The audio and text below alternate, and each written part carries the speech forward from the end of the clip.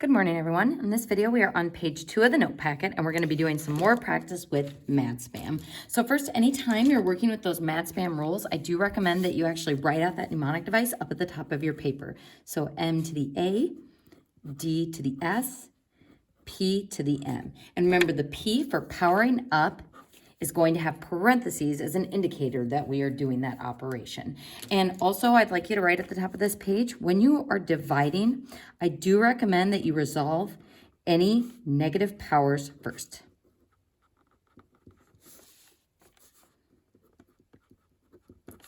And this is to avoid some of the things that we saw on the first page where you have double negatives or subtracting when you are dividing. So it's a good idea to resolve those negative powers first so you're not encountering those double negatives.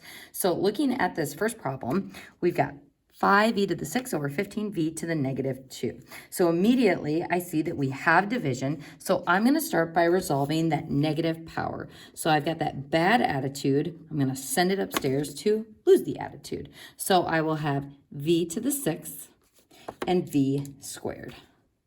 So when I send it to the upstairs, it loses the bad attitude. Next, as I'm looking at 5 divided by 15, yes, I am dividing, but I'm not going to subtract because these are not the same bases. So how we handle 5 over 15 is we are going to just simplify it as a fraction. So 5 over 15, we can take a 5 out of both of those, which leaves me with 1/3. Now, when I write 1/3, I'm going to extend that fraction bar because when we're simplifying these monomial expressions, we want to write it as one monomial within one fraction. So now from here, looking at the base operations that I have, I've got v to the 6th times v squared. So I'm multiplying the bases. So I'm going to add the exponents together, which gives me v to the 8 over 3. And you can put that implied coefficient of 1 there if you like, but we do not need it. V to the 8 over 3 can be our final answer for that one. All right, folks, moving on to number 12. We've got this big monomial in parentheses raised to the power of 2. So we are definitely powering up here. But before we go straight to distributing that power of 2 or multiplying it to all of those exponents, it's also important on these problems to remember PEMDAS, so our other happy little mnemonic device that we have for simplifying. Now, PEMDAS says we start with parentheses before we handle any exponents. So from a PEMDAS standpoint, instead of handling the powering up first, we're going to handle the parentheses stuff first. So looking inside this parenthesis, everything is joined by multiplication. Is there anything we can simplify here? 4 is the only just regular old number, so that's going to stay 4. Now we've got x cubed times x squared, so I'm multiplying the bases, so we're going to add the exponents, giving me x to the 5th. Then I've got y to the 5th times y to the 4th. We are multiplying those bases, so we add those exponents, giving me y to the 9th. So that's the m to the a part of mad spam. All right, folks, so what we now are left with is this whole thing being squared. So this whole expression is getting powered up by 2. So since I am powering up, we are going to multiply all of the exponents. Now what's tricky about this is how many exponents do we have inside this parenthesis? Well, we've got the power of 9. So multiplying those exponents will give us y to the 18th. We've got x to the 5th, which turns into x to the 10th. But there is one additional exponent. This 4 has an implied power of 1. So that also gets multiplied by 2. So 4 squared. So we not only have to remember that every coefficient has an implied power of 1 with it, separate from the variables attached to it, but also we're not multiplying 4 times 2, we're multiplying 4's power of 1 by 2. So that's what gives me the 4 squared. So 4 squared gives me 16, not 8. So 16, x to the 10th, y to the 18th for our final answer. So could we have started by distributing or multiplying that power of 2 to everybody? You could do that, but again, it's going to be a lot more distributions, a lot more places to go wrong. So don't forget to be using your PEMDAS strategies in addition to mad spam. All right, folks, looking at number 13. So on this one, we see that we've got division. Now I'm going to start by dividing those coefficients. So 26 divided by 4, we can take a 2 out of both of those, which leaves me with 13 over 2. So I'm going to write 13 halves, and I'm going to extend that fraction bar so that I can write this whole expression within the same fraction. So let's go ahead and see what we've got going on here. Between all of these bases, there is division, but before I handle the division, I'm going to resolve those negative powers first. So this x has a bad attitude. We're going to send him downstairs to lose the attitude, which will make it x to the first. This y to the negative 3 has a bad attitude. We're going to send that to the downstairs to lose the attitude, so y to the third. And then this y to the negative 2 that's downstairs, we're going to send that one upstairs to lose the attitude, giving me y squared on the top. So you always switch the location of the fraction to lose the negative exponent. And that's part of simplifying. We never want to leave those negative exponents there when we are simplifying these monomial expressions. So now from here, is there anything else we can simplify? Well, I've got this.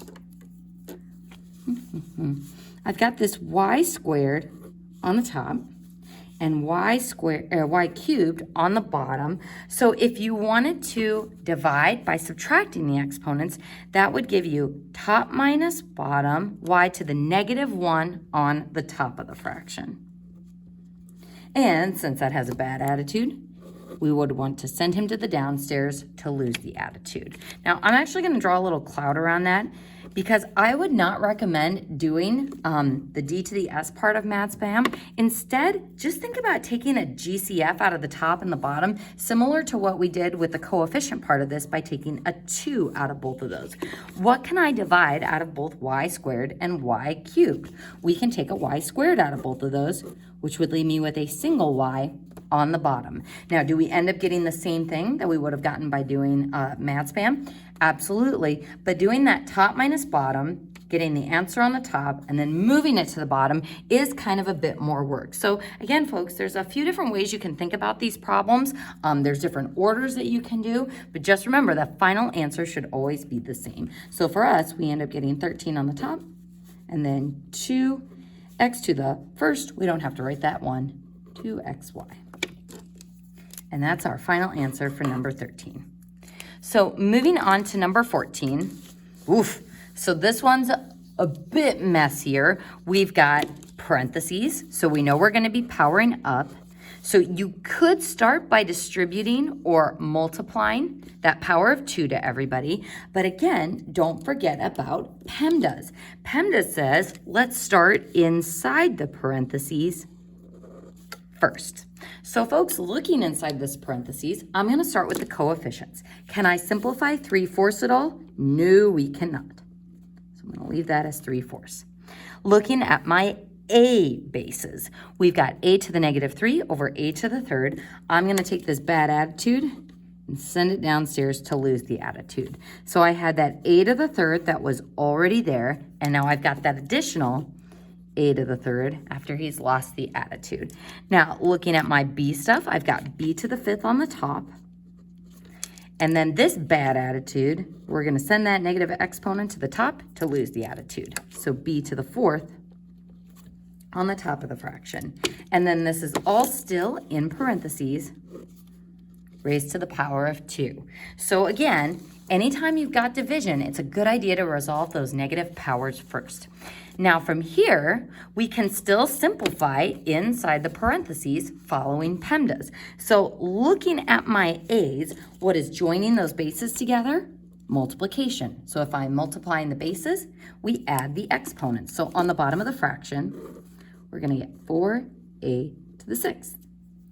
And again, folks, remember with Mad Spam, you're just adding, subtracting, and multiplying, but it's really easy to mix up when to do what, which is why I recommend that Mad Spam mnemonic device. So for example, make sure when you're checking using the answer key that you're checking each power carefully, because it would be really easy to make a mistake and accidentally multiply those 3's instead of adding them.